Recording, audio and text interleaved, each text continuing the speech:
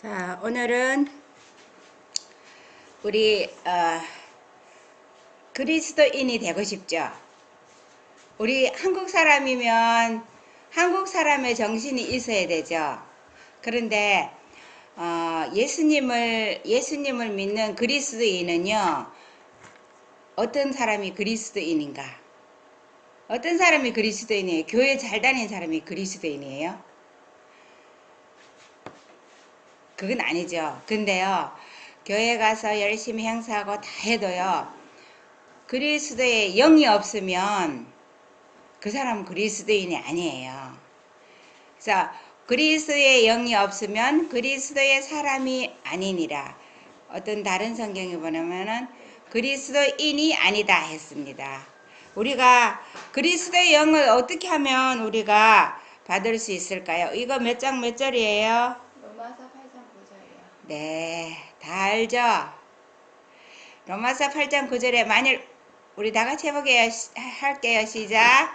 만일 너희 속에 하나님의 영이 거하시면 너희가 육신에 있지 아니하고 영에 있나니 누구든지 그리스도의 영이 없으면 그리스도의 사람이 아니라. 그 집 사람이다 그러면은 그 집 사람의 마음과 정신이 똑같아야 돼요. 자, 우리 하나님은 우리 속에 영으로 거해요. 근데 우리가 예수님이 우리 속에, 우리는 아버지랑 엄마랑 다 같이 이렇게 살면은 한 집에 있는 것 같지만 마음은 또 다를 수가 있어요. 그런데 하나님이 우리 속에 영으로 거해요. 근데 아침에 이 말씀을 생각하면서 예수님이 과연 어떻게 말씀했나 봤어요. 요한복음 20장 22절에 예수님이요, 이 사건은 언제냐면은 엠마오로 가던 그 사람들을 만나고 난 다음에 그 사람들이 와서 우리가 진짜, 근데 엠마오로 가는 사람들이 갈 때는 몰랐는데 그 집에 가서 기도하시고 떡을 떼가지고 딱 나눠 줘가지고 떡을 줘가서 그걸 먹었나 봐요. 근데 그때까지 얼굴이 몰랐던 거야? 얼굴을 예수님하고 알 거 아니에요. 그런데 바뀐 거야, 예수 얼굴이? 아니 그런데도 그런데 깜깜했나?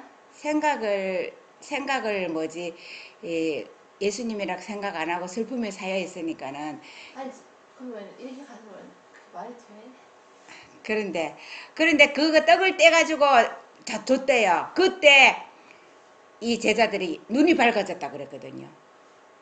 그래가지고 그 얘기를 갖다가 제자들한테 다락방에 와서 막 하는데 저기 딱 나타나고 너희에게 평강이 있을지어다 그렇게 말씀하시면서요, 평강이 있을지어다 하고 딱 나타나셨는데 그렇게 하는데 숨을 내쉬며 가라사대 성령을 받으라. 영을 받는데 예수님은요, 우리는 우리 마음을 누구한테 받아라 하고 내 마음을 이렇게 전해줄 수는 없잖아요. 그런데 예수님은 영을 나눠줄 수 있는 능력이 있어요. 그래서 내 아침에 예수님이 하신 말씀이 생각이 났어요. 이거 누가복음 24장 39절에 보면요, 내 손과 발을 보고 나인 줄 알라. 이때도요, 예수님이 부활 후에 나타나니까 제자들이 이거는 영이다, 이거는 사람이 아니다고 깜짝 놀란 거예요. 그랬을 때 예수님이 말했어요. 여기 24장 36절부터 쭉 보면은 예수님이 딱 나타나니까는 제자들이 영이지 이거는 실체가 아니라고 생각하고 두려워했어요. 그럴 때 예수님이 딱 말했어요. 내가 손과 발을 보고 나인 줄 알아. 또 나를 만져보라. 영은 살과 뼈가 없으되 너희 보는 바와 같이 나는 있느니라. 그래서 사람들이 하도 영이 개체가 있느냐 뭐 이렇게 한다고 그런 것에 거시면 아침에 딱 일어나는데 예수님이 했던 말씀, 영은 살과 뼈가 없느니라, 이 말씀이 딱 생각나는 거라. 그래서 그걸 막 찾아봤어요. 그랬더니 예수님이 이때 제자들 글로바와 그 사람 만나고 그 다음에 나타나서 제자들이 생각을 다 읽었어요. 제자들이 다 예수님을 영으로 생각하거든요. 그래서 영은 살과 뼈가 없다. 그래, 영이 살과 뼈가 없으면 몸이 아니잖아요. 개체가 아니잖아. 그런데 왜 성령을 다 개체 있는 걸로 생각할까? 그래서 오해가 많다. 이런 성경 전체를 다 보면은 하나님의 영, 여호와의 영, 그리스도의 영이라 그랬지. 다른 표현, 성령을 받으라. 성령이 이렇게 독단적으로 말했는데도 많이 있는데, 오해할 게 없는 것이 예수님이 말했잖아요. 영은 살과 뼈가 없다고. 그것을 보면서 우리가 하나님은 영으로 거하신다는 것을 알아야 돼요. 로마서 8장 11절에 보면 예수를 죽은 자 가운데서 살리신 이의 영이 너희 안에 거하시면 그리스도 예수를 죽은 자 가운데서 살리신 이가 너희 안에 거하시는 그의 영으로 말미암아 너희도 죽을 몸도 살리시리라. 예수를 죽은 자 가운데 살리신 영이 누구예요? 하나님의 영이잖아요. 그래, 하나님의 영이 우리 마음속에 계시면 그것이 그리스도 영이라. 아버지와 나는 하나라는 것이 예수님과 하나님은 영으로 하나요. 우리도 영으로 하나가 될 수 있습니다. 고린도전서 3장 16절에 보면은 너희가 하나님의 성전인 것과 하나님의 성령이 너희 안에 거하시는 것을 알지 못하느뇨. 그러니까는 우리가 하나님의 성전이에요. 우리 몸이 하나님의 영이 거하시고 영으로 하나님의 성령이 우리 안에 거하시는 것을 알아라 이 말씀이에요. 그래서 그리스도는 우리의 인도자시요 우리를 모든 환난 중에 위로하시는 보혜사이시다. 그가 우리에게 쓴잔을 주셔서 마시게 할 때 축복의 잔도 우리의 입술에 갖다 대신다.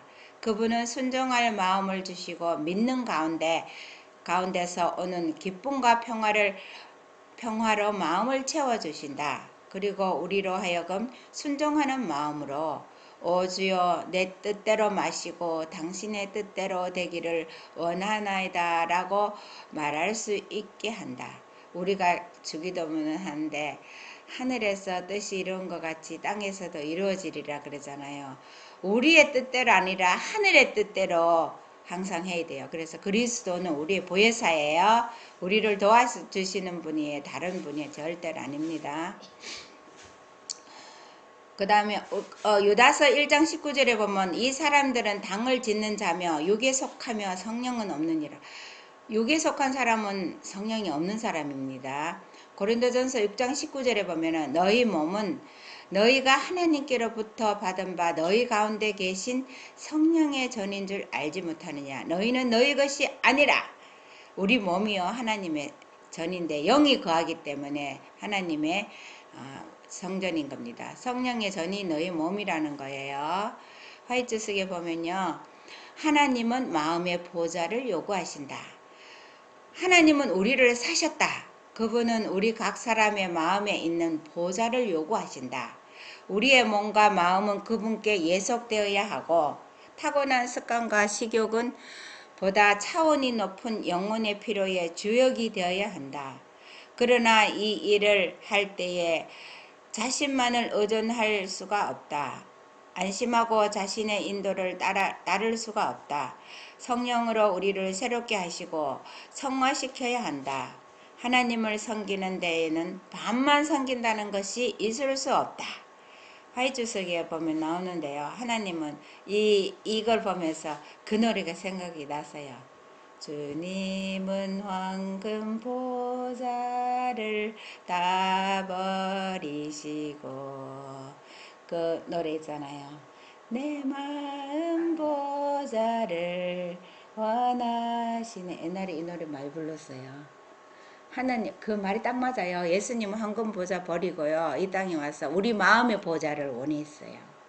우리 마음의 보좌에 하나님 그리스도의 영으로 있기를 원하시는 겁니다.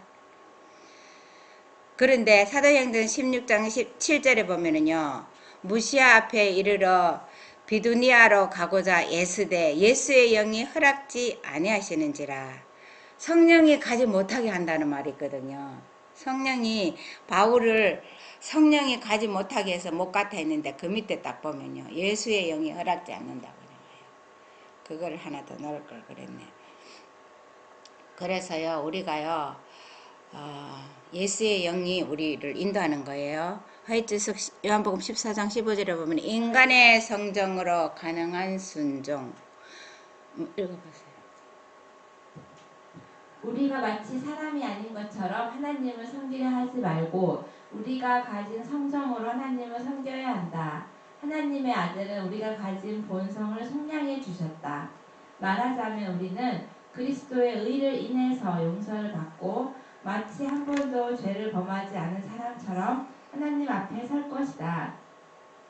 우리가 천사들이라면 할 수 있는 일을 생각하고 있을 때 우리는 결코 아무 힘도 얻지 못할 것이다.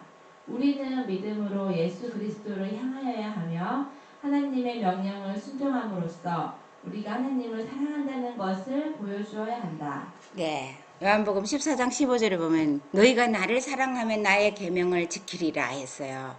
그 말씀의 주석인데요.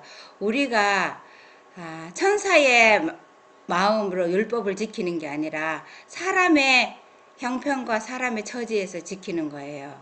우리가 마음으로 정말 하나님을 예수님을 사랑한다면 하나님의 계명은 사랑의 계명이기 때문에 그거를 순종하는 것이요. 그리스도의 영이 없으면 하나님의 영이 없으면 우리가 하나님의 법을 순종할 수가 없어요.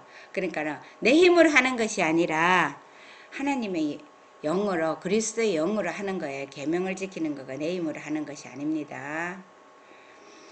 에베소 1장 13절 14절을 보면은 그 안에서 너희도 진리의 말씀 곧 너희의 구원의 복음을 듣고 그 안에서 또한 믿어 약속의 성령으로 인치심을 받았나니 이는 우리의 기업이 보증이 되사 그 얻으신 것을 구속하시고 그의 영광을 찬미하게 하려 하심이니라. 우리가 성령으로 인을 치는 것입니다. 요한 1서 3장 24절에 보면은 그의 계명들을 지키는 자는 주 안에 거하고 주는 저 안에 거하시나니 우리에게 주신 성령으로 말미암아 그가 우리 안에 거하시는 줄을 우리가 아느니라.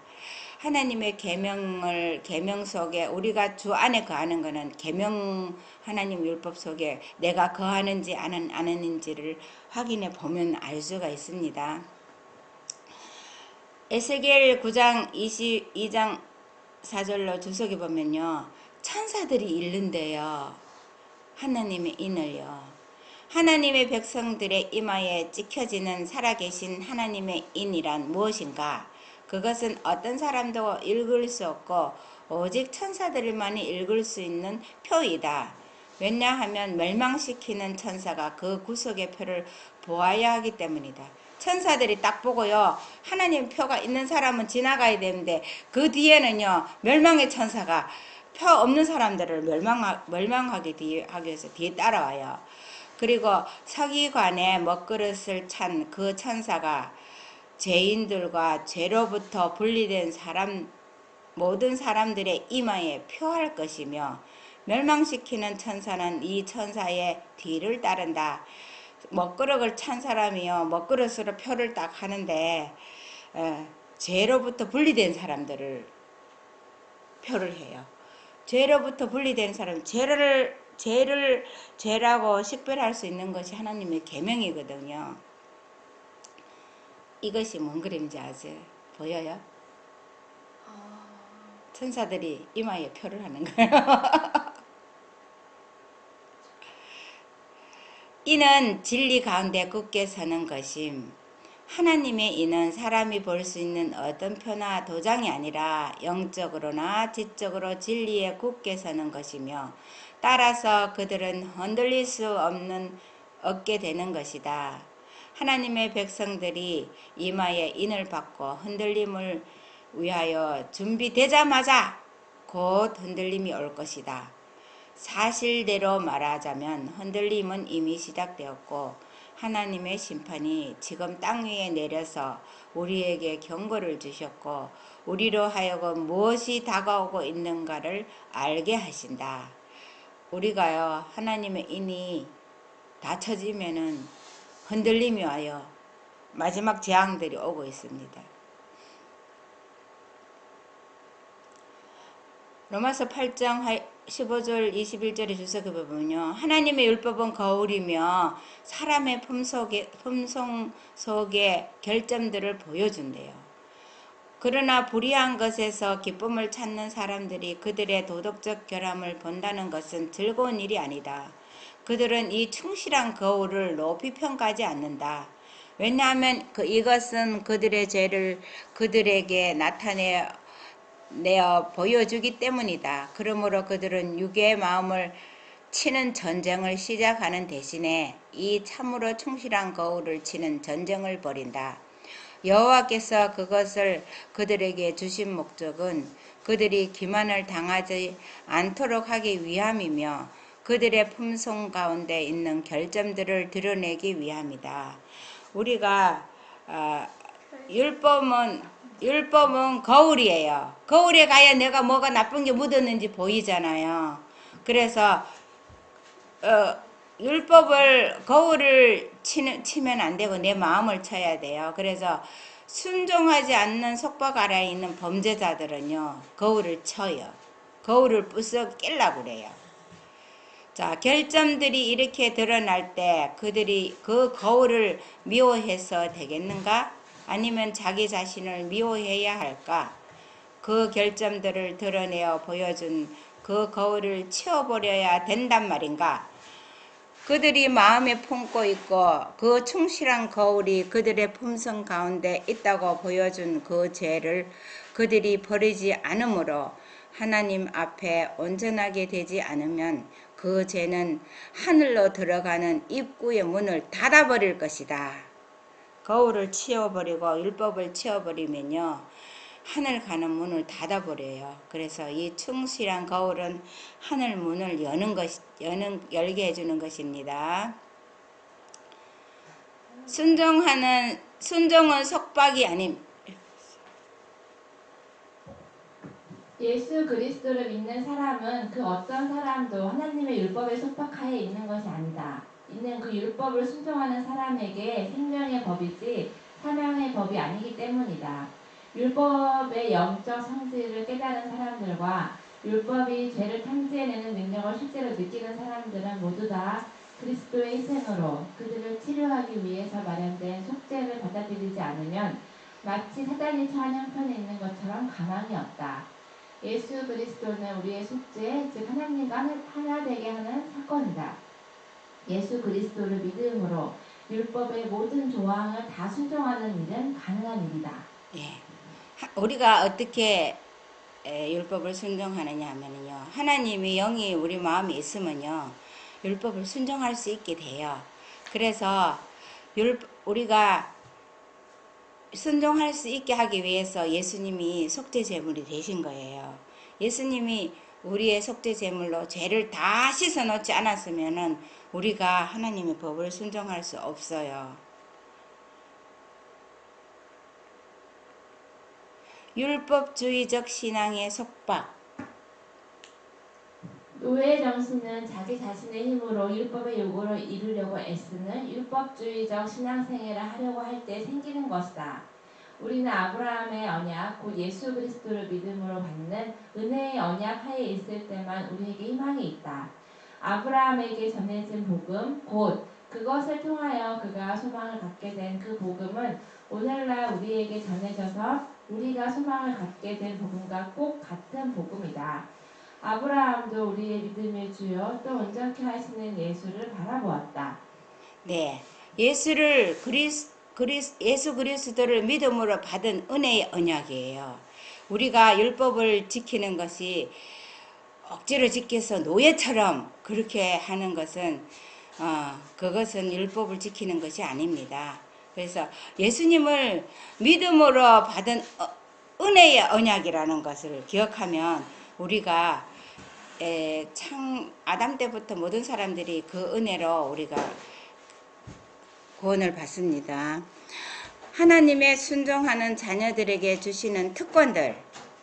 하나님은 순종하는 자녀들을 사랑하신다. 그가 준비한 나라는 불충성하는 시민들을 위한 것이 아니고 죄로 인하여 망쳐지고 타락한 세상에서 그분이 시험하시고 연단하신 자녀들을 위한 것이다. 순종하는 자녀들로서 우리는 하나님과 관계를 갖는 특권을 얻는다. 바울은 말하기를 자녀이며 또한 후사요 쇠하지 않는 기업을 이을 자라고 한다. 그리스도와 그의 백성들은 하나이다. 그가 준비한 나라는요, 왜 우리가 이 땅에서 이렇게 그의 준비한 나라에 참여할 사람은요, 시험하고 연단한 자녀들을 연단하기 위해서 준 거예요. 우리가 하나님의 그것이 시험하고 연단하는 것 도구가요. 하나님의 법의 기준이 없으면 우리는 그 연단을 하고 하는 모든 과정을 통과할 수가 없습니다. 로마서 7장 9절로 12절 보면은요. 전에 법을 깨닫지 못할 때에는 내가 살았더니 계명이 이름에 죄는 살아나고 나는 죽었다. 자, 계명을 보니까 내가 뭐 잘못했는지 알았죠. 그러면은 내가 저 계명에 비춰봤으니까는 저 죄를 지었으니 나는 법을 범했으니 죽었구나. 그것을 깨닫게 해주는 것이 법이에요. 로마서 7장 10절에 보면요. 생명에 이르게 할 그 계명이 내게 대하여 도리어 사망에 이르게 하는 것이 되었도다. 예수님의 그 은혜가 없으면요. 사망에 이르는 법이에요. 죄가 기회를 타서 계명으로 말미암아 사람을 속이고 그것으로 나를 죽였는지라. 죄가 너 봐, 이 계명 범했지. 죄를 범하면은 사망이야. 언도를 하는 건데 예수 그리스도가 우리를 살게 하는 거예요. 이로보건대 율법도 거룩하며 계명도 거룩하며 의로우며 선하도다. 그렇게 해서 우리가요.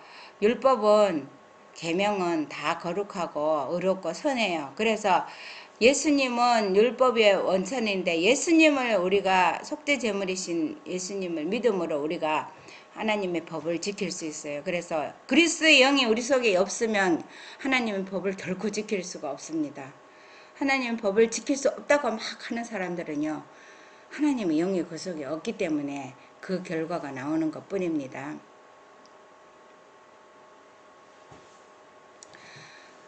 로마서 7장 7절로 9절 하이주석에 보면은 바울의 놀라운 변화. 율법에 관하여는 외모에 관한 그에게 흠이 없었지만 율법의 영적 성질을 깨달았을 때 그가 거룩한 거울을 들여다보았을 때 그는 자신이 죄인이라는 것을 알았다. 인간적 표준으로 볼 때 그는 죄를 끊었지만 하나님의 율법을 깊이 들여다보고 하나님이 그를 보시는 것 같이 자신을 바라보았을 때 그는 부끄러움에 고개를 숙이고 죄를 고백하였다.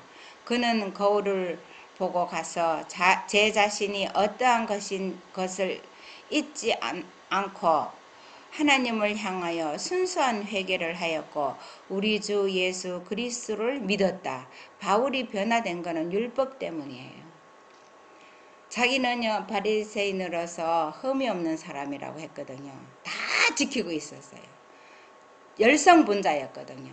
그런데 우리도요 바울이 변화된 것처럼 하나님의 법을 비춰보는 거울 앞에 비춰봄으로써 우리가 바울처럼 그렇게 회개할 수 있습니다. 변화될 수 있어요. 그는 씻김을 받고 정결함을 입었다. 그는 율법이 탐내지 말라 하지 아니하였으면 내가 탐심을 알지 못하였으리라. 그러나 죄가 기회를 타서 계명으로 말미암아 내 속에서 각양 탐심을 이루었나니 이는 법이 없으면 죄가 죽은 것이라. 전에 법을 깨닫지 못할 때는 내가 살았더니 계명이 이름에 죄는 살아나고 나는 죽었도다라고 말하였다. 네. 그래서 계명이 이를 때에 죄가 있구나. 그래 나는 죽었네. 왜냐하면은 죄를 범한 사람은 죽는다는 그 공식이 딱딱 대입되거든요. 그러나 예수 그리스도의 속죄를 우리가 적용하지 않으면 우리는 다 죽을 수밖에 없는 사람입니다. 그래서 우리가 다 살아날 수 있는 길은요. 그때 죄가 그 끔찍스러운 진문매를 드러내고 그의 자존심은 사라졌다. 그는 겸비하게 되었고 선함과 공의를 더 이상 공로를 더 이상 자기에게로 돌리지 않았다. 그는 자신에 대하여서도 마땅히 생각해야 할 것 이상으로 생각지 않고 모든 영광을 하나님께 돌렸다. 그는 더 이상 위대하게 되고자 하는 야망이 없었다. 그는 직접 원수를 갚으려 하지 않게 되었고 비난이나 무시당함이나 멸시받는 것에 대하여 민감한 반응을 보이지 않게 되었다. 그는 다른 사람이 스스로 높아지려는 것을 끌어내리지 않았다. 그래서요, 율법은 죄인임을 보여주는 거예요. 근데 바울이 생애가 얼마나 모욕과 이런 걸 많이 당했잖아요. 가만 생각하면요, 바울이요, 그리스도인들을 얼마나 많이 잡아갔는지 몰라요. 그래서 그 모든 것을 다 참는 것이 아니라 하나님의 영이 들어오니까 예수님이 참은 것처럼 예수님의 삶이 돼버리는 거예요. 그렇게 되면 우리도 그런 품성이 나가야지. 예수님이 내 안에서 영으로 계시지 않으면은 그런 품성이 나가지 않으면 그리스도인이 아니에요. 그는 부드럽고 온유 겸손하였으며 마음을 낮은 데다 두었다. 왜냐하면 그는 그리스도의 학교에서 배웠기 때문이었다. 그는 예수와 그의 비할 데 없는 사랑에 대하여 이야기하였고 그분의 형상으로 점점 닮아갔다. 그는 온 힘을 다하여 영혼을 그리스도께로 인도하였다. 영혼들을 위해서 이기심 없이 일했기 때문에 시험이 닥쳤을 때는 머리 숙여 기도했고 영혼들에 대한 사랑은 점점 더 커져갔다. 그의 생명은 그리스도와 함께 하나님 안에 감추어졌고 그의 성장 가운데 있는 온 열정을 다하여 예수 그리스도를 사랑하였다. 각 교회는 그에게 귀중하였고 각 교회의 신자는 그의 관심의 대상이었다. 이는 그가 각 사람을 보되 그들을 그리스도의 피를 값으로 주고 산 영혼으로 바라보았기 때문이었다. 네, 영혼들을 바라볼 때 예수님의 피로 샀는 영혼들이라는 것을 우리 눈에도 보이지 않으면 영혼 구원을 할 수 없겠죠. 정말 예수님 피로 사신 영혼들을 귀한 영혼들입니다. 하나님의 율법은 죽은 것이 아님. 사도 바울은 그의 경험을 말하면서 회심할 때 일어나는 일에 관한 중요한 진리를 제시하였다. 그는 전에 법을 깨닫지 못할 때는 내가 살았더니 그는 정죄받은 느낌을 갖고 있지 않았다. 계명의 이름에 다시 말해서 하나님의 율법이 그의 양심을 깨우칠 때 그 죄는 살아났고 나는 죽었도다. 그래서 그가 자기 자신을 보되 하나님의 율법으로 정죄를 받은 죄인으로 보게 되었다. 분명히 해두어야 한다. 죽은 것은 율법이 아니라 바울이었다. 율법이 죄를 알려줬다고 해서 율법이 죽은 것이 아니죠. 우리가 죽는 거예요. 예수님의 속죄를 힘입지 않으면은 우리가 예수님의 속죄를 힘입음으로 우리가 살아날 수 있는 것입니다. 죽은 것은 율법이 아니고 바울이었다는 것입니다. 자, 우리 다 같이 읽어볼게요. 율법은 그 존엄성을 견지하고 있음. 구속의 경륜이 끝날 때까지 내내 율법은 그 존엄성을 견지하고 있으면서 죄인을 정죄하는 일을 한다.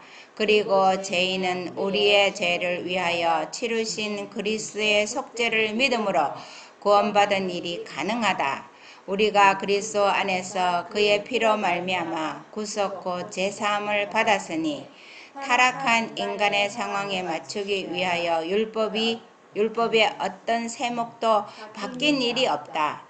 그것은 과거의 모습 그대로 거룩하고 의로우며 선한 그대로 남아있다. 네, 율법은 옛날부터 처음부터 하나님 품성 바뀌지 않죠. 그대로 있어요. 그런데 율법을 다 바꿔놓는 것이 마귀의 일이에요. 우리가 정말 예수님을 사랑하고 예수님의 영이 그리스도의 영이 우리 속에 있으면은 우리는 율법을 사랑하게 되고 존경하게 됩니다. 우리 안식일을 주신 이 안식일을 제7일에 지어 주셨다 그랬거든요. 그 안식일을 통해서 우리 마음이 예수님과 하나님과 마음이 하나가 되는 그리스도의 영을 꼭 받는 우리 모두가 되기를 바랍니다. 아멘.